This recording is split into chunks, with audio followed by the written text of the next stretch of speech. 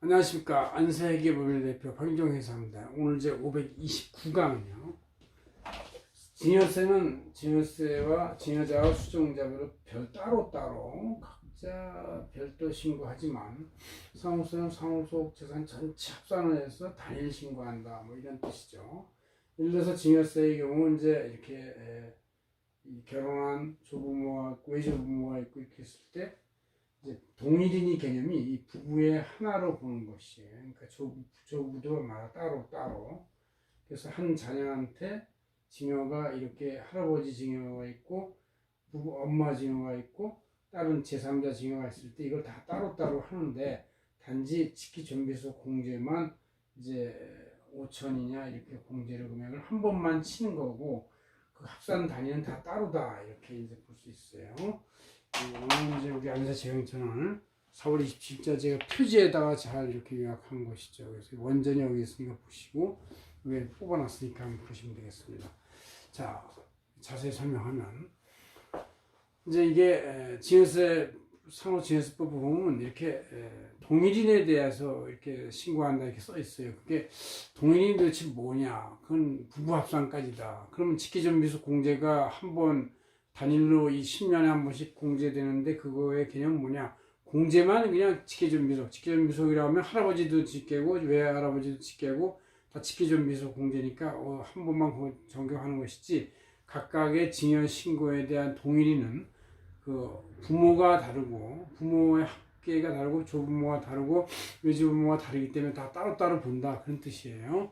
자, 과세 기간에 대해서 증여세는 이제 증여일부터 만 10년 이내에 동일인이면 배우자 포함 어떤 한 사람에 대한 배우자 남편 아니면 아내의 요까지만 포함을 해서 증여자산이 합산이 되는 것이다. 부부합계 되는 것이다. 그러니까 할아버지가 준 거, 할머니가 준 거 따로 이렇게 이렇게 합산해서 신고한다. 그런 얘기죠. 그래서 합산 단위는 부모, 배우자 합계 따로, 조부모 따로, 외가조부모 따로 해서 수증자도 자녀별로 이제 손자, 손녀가 따로 있거나 장남, 자녀분이 따로 있으면 따로따로 다 신고가 되는 것이죠.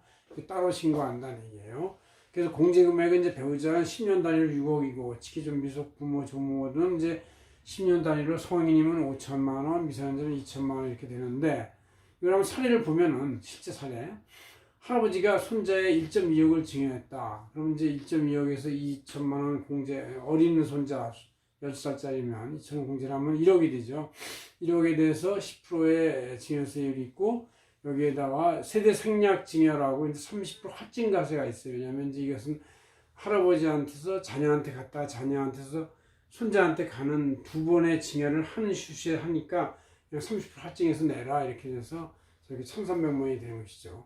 이 1,300만 원의 세금을 이제 할아버지가 또 다시 내면 총액의 세금에 대해서 텍스 온 텍스, 즉 세금이 되니까 너무 많아지니까 이거를 그냥 바로 밑에 부모가 별도로 주면 되는 것이죠. 1,300만 원에 대해서 이제 10%만 공제하고 여기서 2천만 원 공제를 안 해주는 게 할아버지 쪽에서 공제 2천만 원 다 받았기 때문에 여기서는 공제를 하지 않고 그냥 1,300만 원에 대해서 10% 세금인 130만 원 더 낸다. 그럼 이렇게 되면 이제 손자한테 1억 2천에 증여가 갈 때 1,300만 원의 할아버지 세금에 대해서 부모가 1,300만 원 내주면 총 세금은 1,430만 원이 되는 것이죠. 이렇게 해서 따로따로 신고한다는 얘기예요. 할아버지 증여하고 아버지 증여를 따로 보수하는 것이 합산하지 않는다. 그런 얘기예요.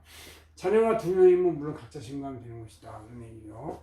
상속세 신고되는 반면에 오른쪽에 있어요. 사망자의 상속재산에다가 10년 내까지 돌아가시기 전 10년 내에 상속인, 즉 자녀의 증여세 합배. 그래서 그 다음에 이제 5년 내까지는 비상속인은 손자는 비상속인이 되는 것이죠.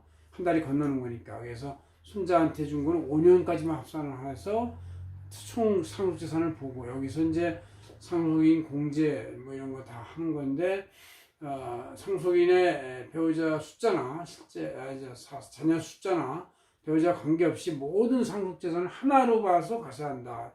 증여세에서는 이제 증여자별로 조부모 증여 따로, 외조부모 증여 따로, 부모 증여 따로 이렇게 해서 아니면 제3자 증여 따로 했는데 여기서 모든 합산을 하나로 해서 여기서 어떻게 할 것이냐? 기초일괄공제 5억을 빼고 배우자 공제는 최소 5억에서 30억까지 실제 상속 재산 금액 비율을 해서 뺀 다음에 계산하는 것이다. 얘기죠.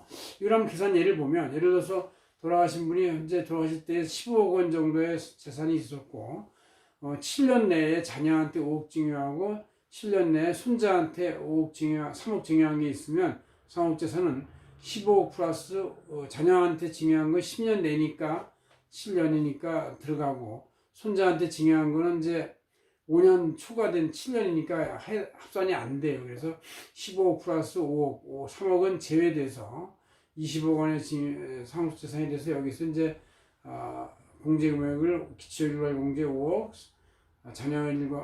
배우자 공제 5억 등을 빼서 이제 나머지 금액에 대해서 과세한다는 얘기죠. 그래서 여기서 알아야 할 거는 5년 초과된 손자녀에 대한 증여는 합산이 안 된다. 왜냐하면 상속인 건 5년, 10년, 그다음 비상속이 있고 5년이기 때문에 손자는 비상속이 된다. 그런 얘기죠. 이렇게 해서 우리가 상속세와 증여세에 대한 신고의 주체별 별도 신고하는 개념을 알아봤는데, 특히 증여는 증여자의 그 동일인의 배우자까지 포함한 것이 다르다. 그러니까 할아버지 따르고 외할아버지 다르고 외가족 다르고 부모과 달리 따로따로 신고하는 것이다라는 것을 알고 있는 게 중요하겠다, 이런 얘기입니다. 고맙습니다. 안세계 대표 박인종 회계사였습니다.